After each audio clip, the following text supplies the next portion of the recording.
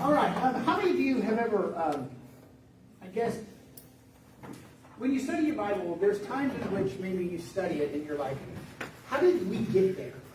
Right? Or how did Israel get there? How did whatever event that may be going on? How did that get there? What's the history behind it? I like history. I don't know if you guys like history or not. I know for some people it's boring. Okay. And there's always those weird people in the world. That think history's boring. That's okay. But the thing is, it's kind of like when we don't have to necessarily memorize history, because in theory, history should never change, right? In theory. So it's something that you can always look up, right? You can look it up and see. No matter if it's 10 years from now or 40 years ago, it should read the same if it took place prior to that time. So as we read through the scriptures, we need to take the same approach with some of the people that we find. Okay. So on your paper, if you notice here on the screen behind me, it says Samson. Right, talk to me. What do you guys know about Samson? He was strong. Okay, strong. What else? He loved women. He loved women. He loved women. What'd you say, Ed? Should have got his haircut, he said. Yeah, he had good hair. Wasn't he a Nazareth? Yeah. He had the Nazareth Yeah, eye, he did, right. He was not supposed to cut his hair. It was right. Okay. In fact, it was his strand, remember? Okay. Braided, exactly. So as I'm asking these questions because we have this idea, we sometimes have this idea we can be very lazy when it comes to studying the Bible. Been there, we've done that, right? Right? Been there, done that, right? Yes, we'll talk about that tonight as well. Yes, absolutely. And we're going to talk about their roles and other things tonight. So as I want you to think about Samson, I want you to think about what you know about him, but how much do we really know about his beginnings? How did it start? Right? How did he get to where he was? How did Israel get to where they are? Okay? So what we're going to do here is we're going to start out with, first of all, that the book of that Samson's only 4 chapters long in the whole entire Bible. Okay? Relatively short considering you have 66 verses of the Bible, right? So we have this character that is there, but it's still very much with biblical truth. I've heard people over the years say something like this. Well, what do we need to learn from the Old Testament? It's just old. Okay. We have a lot to learn from the Old Testament, right? I mean, come on. How else would we know about the creation story if it wasn't for the Old Testament? How would we know about David and Solomon if it weren't for the Old Testament? And how would we know about the forming of the people of Israel if it wasn't for the Old Testament? And so I get it. You're not going to find Jesus directly like we find him in the New Testament. However, the Bible is very clear he's in the Old Testament. Okay? So it's really kind of silly for anybody to consider themselves to think about those things. So one of the things I want to ask you is a question. It's on your paper. It's also on the screen. Is Samson a hero or merely a normal guy who doesn't understand his incredible God-given power? What do you think? I think he's a hero. Okay. There's no wrong answer here. I'm not trying to Normal guy that God used. Normal guy God used? Okay. Yeah, I want you guys to know that there's this channel on TV. We just have the antenna, so whatever comes across the antenna comes on. I think it's called, I don't remember the channel, but it's like 64.2 or something like that. And so anyway, and it's got different police shows on it. It'll have live PD. It'll have first 48 hours. Well, they had the one today called Jailed or Jail. Have you ever seen this? Well, this guy today got arrested in Las Vegas. He was literally wearing a Batman outfit, a grown adult. And the police officers looked at him and they said, "So, what exactly were you doing?" Well, nobody else will do what's right, so I had to do so. Yeah, see, you look like a fool. You should probably go to the psych ward. Okay, not to jail, directly to the psych ward. Okay. He thought he was a hero. I think you guys are right. I think you have a combination of a man who. Now, I don't know if he completely understood it all, because I'm not sure I would understand it, but that doesn't mean he wouldn't, right? There's a lot of things that he did that showed his human side, right? There's a lot of things that he did that also showed that side of him in which he knew that he was going to be used by God. Okay? So when we think about that, we need to remember that. Was he strong or weak? Strong. Are you sure he was weak towards women? Well, it depends on what he was. I know it's a trick question. I get it. That one was a trick question. Yeah, physically, somebody said physically he was strong. Yeah, right, until he got his hair cut off because he wasn't supposed to, right? Mike was hair cut off. Okay? So, but here's the deal. And most importantly, what do you think God is trying to tell us in this small Old Testament story? What do you think? We'll get to it. We're not going to read much at all tonight in Judges. So if you turn there, that's okay. But we're not going to spend much time there, if at all, tonight. So when you look at this, what do you think? What is something we can learn from this? Four chapters in the whole Old Testament. Obedience. Obedience? Sure. Okay. God can still use you when you don't really understand what's going on, even if you get a little arrogant, which I think Samson was at times. Okay, that's fair. I'm sure. Absolutely. Yes, absolutely. Did you guys hear what Donnie said? Yeah. Okay. Anybody else? What's that? Not giving in to temptation. Right, but and he did, didn't he? He kind of, I mean, I'm guessing that woman had to be beautiful, you know? And I'm thinking that, you know what, he gave in. But here's the thing, all women are beautiful. I mean, seriously. So I mean, they are, am I right, Brother Donnie? There isn't a single one that's not. That's how God made women to be. There's us on these guys on the other, we're a little weird. Everybody that's married the most beautiful girl. That's right. That's right. That's exactly right. So here we see this man who had a problem, who had some issues with him. So the book of Judges, we know that the book of Judges is the 7th book of the Bible. So we have Genesis, Exodus, Leviticus, Numbers, and Deuteronomy. What are those? The law, the first 5 books.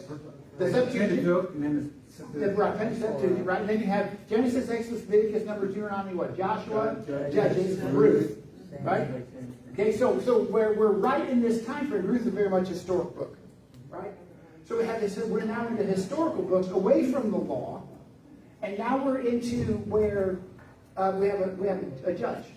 Okay, but how did Israel get to this point? How did Israel go from having the God that they just cried out to? I mean, they cried out to like crazy. If you remember, they cried out. What was happening in Egypt? Why were they crying out for God? Or they were being persecuted from the Egyptians. They persecuted slaves in bondage. And we go very relatively, and from the standpoint of time, we go from people who's like, God, we have to have you, to where God has to put judges, because what did they do? They went in kings first. Right? And then what did they do? What did they do with their relationship with God? It tanked and then it went up. It tanked and then went up, right? Okay. Exactly. Now, I get it. It's not the same people that would have been in Egypt. I get that. However, think about our lives. Right? How many people in the United States and don't even know about God? Or they know about a God, right? But not God. And how did we get there? I mean, we formed as a country in 1776. One of the reasons they left Egypt, one of the reasons we left England was for what? Remember what it was? Religious freedom. And man, it didn't take it long. What, 250 years? And look where we're at 250 years later. Yeah, what's that, Mike? We're wrecked. We're wrecked, absolutely, right? So this is where we get to. So again, the 7th book of the 7th book is a historical book, and we got it right before Joshua. We got it right before Ruth. And then we also have, by the way, it's on your paper here, right, the very first red line. It describes, this whole book of Judges describes about 300 years of history. Okay? So when you study the Old Testament, it's so interesting. You'll go, and this king begat so-and-so. Right? And then this king ruled for so long. And you can go through hundreds of years real quick, right, when you're reading through there, because some of those kings were horrible, rotten. And God's like, and they did bad, they did, evil in the sight of God, and they died. Right? There wasn't much about them at all. But then that's when you get into kings and so forth. But let's spend some time, somebody brought it up. Let's go, if you would, please. Let's go to Judges. Okay? Let's go to Judges chapter 2. All right? So we have Joshua, then we have Judges. Judges chapter 2. I want to talk about this idea of why we had this ups and downs that took place. So Judges chapter 2 is going to be verses 16 through 23. Okay? And let's listen to what it says. Joshua has died. Okay, so Joshua is no longer around. And it says these words. Then the Lord raised up judges who saved them from the hands of those who plundered them. Yet they did not listen to their judges, for they committed infidelity with other gods and bowed down to them. They turned aside quickly from the way which their fathers had taught and obeyed the commandments of the Lord. They did not do the same as their fathers. And when the Lord raised up judges for them, the Lord was with that judge and saved them from the hand of their enemies all the days of the judge. For the Lord was moved in pity for their groaning because of those who tormented and oppressed them. But it came about when the judge died that they would turn back, act more corruptly than their fathers in following other gods, to serve them and bow down to them. They did not abandon their practices or their abstinent ways. So the anger of the Lord burned against Israel, and he said, because this nation has violated my covenant, which I commanded their fathers, and has not listened to my voice, I in turn will no longer drive out from them any of the nations which Joshua left when he died, in order to test Israel by them, with whether they would keep the ways of the Lord to talk as their fathers did or not. So the Lord allowed those nations to remain, not driving them out quickly, and he did not hand them over to Joshua. So we have this time frame, okay? We have this time frame of these judges who these verses that we just read specifically told us what was their job. What was their job? Rescue Israel. Right, rescue Israel. Save Israel. From what? From who? From themselves sometimes, from the other like Philistines and all those guys, to lead them. Yeah. Sometimes, I don't know about you guys, but sometimes I look at people and go, you deserved it.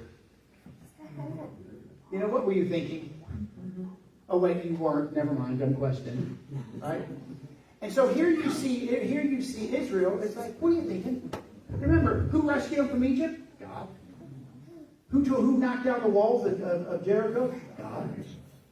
Who led them from Egypt, eventually into the promised land? God.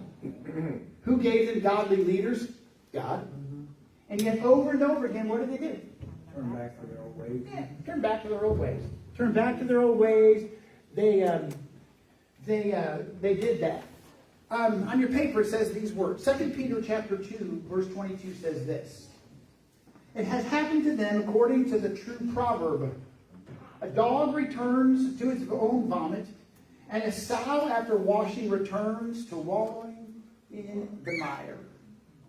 Isn't that exactly what Israel did throughout the Judges? Over and over again, God rescued them. They returned to their vomit. They returned to the mess over and over again. Does that sound familiar? Sounds like us. Yeah, exactly. Okay? And so God who is what? Compassionate, merciful, loving. We can go on and on and on, can't we? Looks at the people and is like, I can't stand this. Let's face it, one of the hardest things to ever do is when a person who you love and care about has fallen in the mud and mire. It's the hardest thing you could ever do. And here's God. God's like, I see it this way. God's like, you know what? I can't watch this anymore. They're my people who I love. I know they're going to turn their back on me again. I know they're going to return to their mom. And I know they're going to jump back in their mud. I know they're going to do all these things. But he still rescued them with mercy. Because of what? Mercy and grace. Okay? He has a character we don't, right? And that's why there's some things God does that we want to shake our head at because we can't understand why he would or why he wouldn't. Because we don't understand his complete character. Again, we can read about it. We can brag about it, okay? But until we actually experience it and really let it sink in, it's hard to see it. So again, remember, this is a proverb here that Peter says, that Peter is given here that they used to say. So what do we have here? We have 12 judges. And again, this is on your paper. We have these 12 different judges, and those judges are Othniel, Ehud, Shamgar, Deborah, Gideon, Tola, Jair, Jephthah, Ibzan, Elon, Abdon, and Samson. Every one of them would rise up, be used by God, lead the people out because the people were being either slaughtered by their enemies or their food, their fields, crops were being destroyed or whatever was happening, and he would always lead them. Remember Gideon. Remember people go, Gideon, what on earth are you doing? His own father, right? And Gideon rescued the people. Well, God did, but God used him. Right? And so then we come here to Samson. And again, I wrote this question's on your paper, and it's interesting. You ever hear people say, well, why did God let that happen? Right? Have you ever heard people say that? There is truth to that, by the way. There is truth to that. Because sometimes I can't answer the question why God will let certain things happen. I don't know. I can't answer that question, and we should never try to always answer that question because we don't know. When it comes down to our bodies, it's because of sin. That's why. God had nothing to do with that. It's because of sin. And so we think about this. Why would God continually let Israel do this? What do you guys think? Why is he going to do this? Free will. Free will? Sure. Free will. I don't disagree. Test them whether they would continue to obey him or not. Okay, because right there in those verses, didn't it say that, Terry? That he would heed until then? Okay. I mean, it's amazing to think, how many times we get ourselves into trouble. As I shared with you guys, I believe it was last week, how many times we get in trouble and we blame God and break off our relationship with God for what we did. Okay? And how many people have hurt themselves over the years? I'll just quit going to church. Or you know what, here's the thing. Or you know what, here's what I've heard this one more than once. Well, I won't go to that church anymore. If I go to another one, I won't serve God in it. Really? Exactly. What's the point? Because I want you guys to know something. It is sinful not to serve God. We all have different roles, right? All have different roles, but it's sinful not to do it because God's called us all to serve.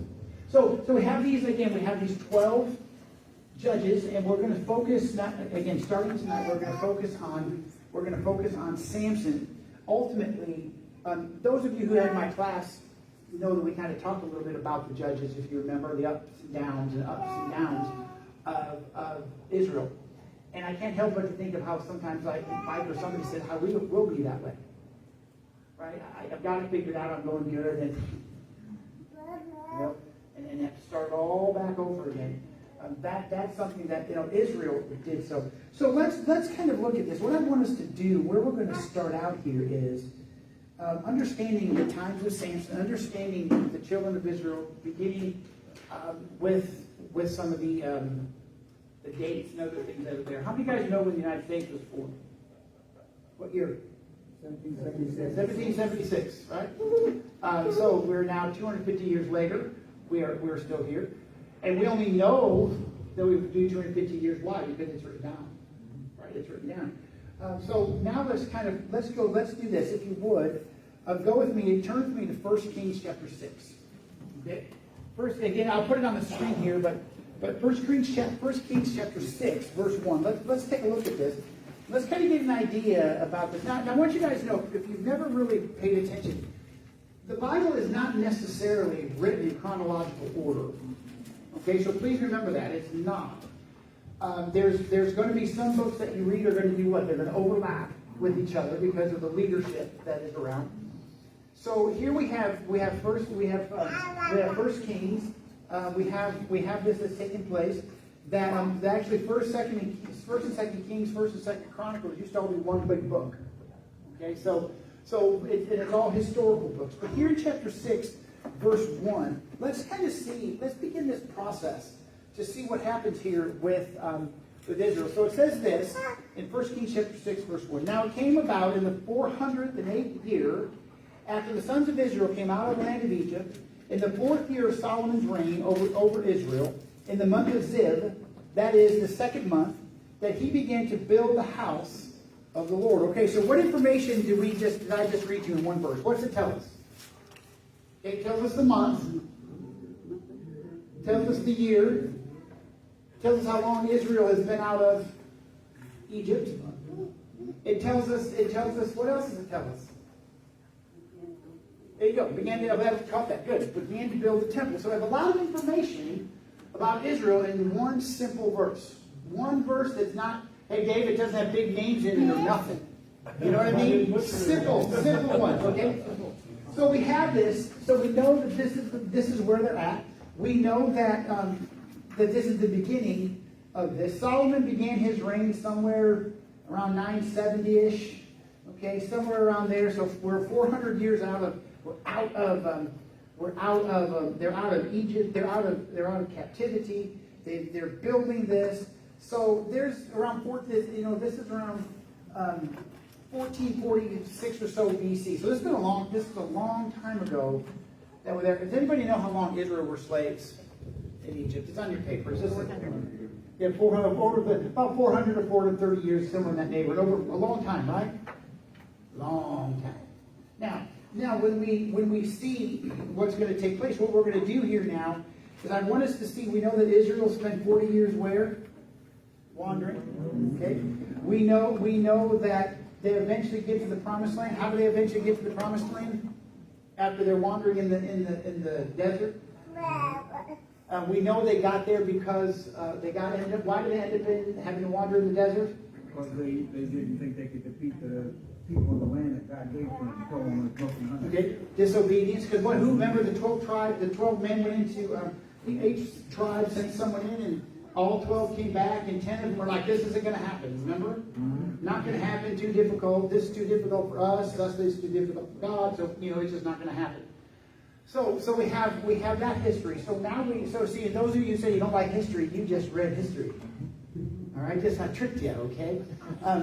So now we have all this history coming back. We're Kadesh Barnea. We have Israel again turning their back on God. Israel trying to do their own thing again. Thank goodness that they're the only ones that ever did that. We have never done anything like that in our lives ever, right? Okay. So we all know that again that we all sin, fall short of the glory of God, right? So that means there's a lot of things that we can relate to some of the behavior of the children of Israel, some of the behavior of the Philistines, and some of the behavior of others as well. Okay. That is truly there. So now we've got there. By the way, it took over 7 years, about 7 years for Joshua to begin to clear out the cities of the Canaanites.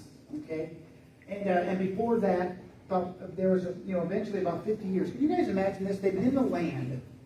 Does anybody know what was Israel told to do when they entered the promised land? Kill them all. Get rid of them. Right? And of course, Israel promptly went and did exactly what God said not to do. Right? Because remember, it started out on the wrong foot. Right? It started out with 10 of the 12 saying, "Well, I can't do it." And then, just Joshua and Caleb. And then we find all the 40 years of wandering in the desert. They still get back to where they're going. And God said to kill them all. They got tricked almost immediately, remember? Mm-hmm. And then they're like, "Oh, you want to just make them water carriers and wood cutters." And then when they found out, they're like, "Yeah, we want to kill, we'll just go kill them." And God told them what? Can't. You made a covenant with them. Right, you made a covenant with them because you took your eyes off me. Because I told you what to do, and you didn't do it, so here's the consequence. Remember, a couple of weeks ago I preached on that, guys. We are the results of so many bad decisions at times in our lives. Right? And so here's a decision that they made, a bad one, based upon what their eyes saw. Do our eyes ever trick us? Oh, yeah. Okay? Our eyes will trick us. And so here we have this. So let's begin this. How we need to remember here, on your paper, the first thing I want us to see here is some guy by the name of Jacob. You ever hear Jacob before? Okay? So we're gonna take a time back, and we're gonna go back now into why this all began the way it did. Okay? And why Israel eventually got to where he is at. So, first of all, what did God instruct Jacob to do? To move his family back to Canaan. Okay? Did he do it? Yeah, he did. He did it. Okay? He eventually moved it. Abraham, what did he tell Abraham to do? Go to the place where I'm going to tell you where it's at when you get there. And Abraham promptly got his GPS and like, okay, I'll get there. Right? He did whatever they used back then, which would have been the stars and markers and so forth. They did it. When we go elk hunting, we would get up in the mountains, and believe it or not, in all the mountains, they really don't look alike if you actually pay attention. There's a lot of them that look alike, but there's a lot that they really don't. If you pay attention to your geography and so forth. And so we're out one time, and I said, "How do you know we're getting close?" Because of the 3 sleeping ladies. little heads that looked up on the mountain. We knew we were getting close. And always remember, water always runs down. Okay? There's a lot of, now mind you, that doesn't mean it's going to be easy to climb when it's going down, but it always goes down. And the thing is that we were out one time, got turned around completely, about 6 or 7 inches of snow, and it was still snowing. And I kept walking with my son, and I said, "We've been here before." He's like, "No, we haven't." I said, "Yeah, there's my boots." Well, that's what Israel did for 40 years in the desert. They just wandered around, right? And so here, we got to remember here, God instructed him, God instructed his family, ultimately, where did Jacob move his family from and to? Moved from Canaan. To where? To Egypt. Right. He moved from Canaan, Egypt. Why? Famine. Family. Who came and got him? His son. Right? Remember? All the brothers came down. Oh, Joseph. Yeah, Joseph. Right? Joseph came and got it. Right? They all came down, and there's famine in the land. They had this famine taking place. And by the way, historically, they can prove all these things happened. Okay, so it's not just something we wrote in the Bible. And then we have this. Also remember here is that God also promised. What did He promise Abraham? Way back when, what did He promise him? He was going to make him the father of many nations. He won't be able to count them, the sand on the seashore, the stars in the sky. Yep, and He promised them these things. Guys, sometimes God's promises take a long time to come, don't they? It's like, listen, Brother Donnie, there is absolutely nothing wrong with us saying, "God, this happened right now." There's nothing selfish about that. There's nothing wrong with that. But sometimes God's got, I got to teach you something first along the way. Just be patient. Right? And so, by the way, what was their names? Oh, yes, Sarah, and who was her husband's name? Abraham. Yeah. What was their child's name? Oh, yeah, his name is Ishmael, the one they weren't supposed to have. They were impatient with God. All right? Think about that. Their impatience caused so much problem. What We're happening today, exactly. They were impatient with God. Sometimes God just simply says, "Wait." Remember, there's only 3 answers from God. There's only 3 answers from God. Yes, no, wait. God is never going to say maybe. I've heard people say maybe. No, He won't. God has a definitive answer for us. Always. So He's either going to say yes, no, or wait. And in their case, they were supposed to wait, and they chose to do what? Not to wait. Again, the second thing is here is that they had that promise given to make a great nation out of them. They follow God. And now when we pick up, this is all going to lead to eventually to where Samson is. So now we know in the book of Genesis that what happens once Joseph dies, what happens? They turned them into slaves. Yes, but why did they turn into slaves? Because a new Pharaoh came who didn't know Joseph, didn't know the promises, didn't know the people of Israel. Yep, they were getting outnumbered. They were worried about being outnumbered. Exactly, Steve. They were worried about this. You can't blame them, right? I mean, where the Israelites were situated, that would have been covering their east flank, right? And who's coming from the east usually? I don't know, some people of the Philistines, the Persians, and other groups of people throughout history came from the east. And so now when we see this is what's taking place. So Israel is just really kind of kicking off. They're in the land of Goshen, which is in Egypt, and this is where they're at. But here's what it says to us as the Israelites begin to grow. What a shock that Israel begins to grow. Why did they begin to grow? Because God blessed them. He told them, "Hey, it's time. We told them to make a great nation out of you. We're going to make a great nation out of you." God never said He was going to do that in Israel in the promised land. He said He promised He was going to make them a great nation. Right? That's what He promised. And so when they entered the promised land, and by the way, Israel today is just a small sliver of what God intended for it to be. You guys ever heard that slogan from the river to the sea? Palestinians have been fighting about this now for a long time. Do you know whose fault that is? Israel's. Because they didn't take care of the business they were supposed to take care of. People don't like to hear that. They get all mad about it. But the reality is that Israel was told to do something. They didn't. It's that simple. Whether we agree with what God told them to do, it doesn't matter if we agree with Him. He said, "This is what you're supposed to do." And what we see today is the reason why they're supposed to do it. What they do, what's taking place today is exactly what took place. So it was taking place today. So now Israel, so Jacob and them, and they've all gone down into Egypt. A new Pharaoh has come about. This new Pharaoh is like, I don't know who these people are. I know nothing about them other than I'm worried about them. Because they might help our enemies. That's basically what he said. So they decided, the quickest way to ever make people on your side is to do what with them? Turn them into slaves, right? No, but that's what they did. Because they were scared. I can't really blame them. I can't really blame them. So now we're going to get to where Israel begins to grow. All right?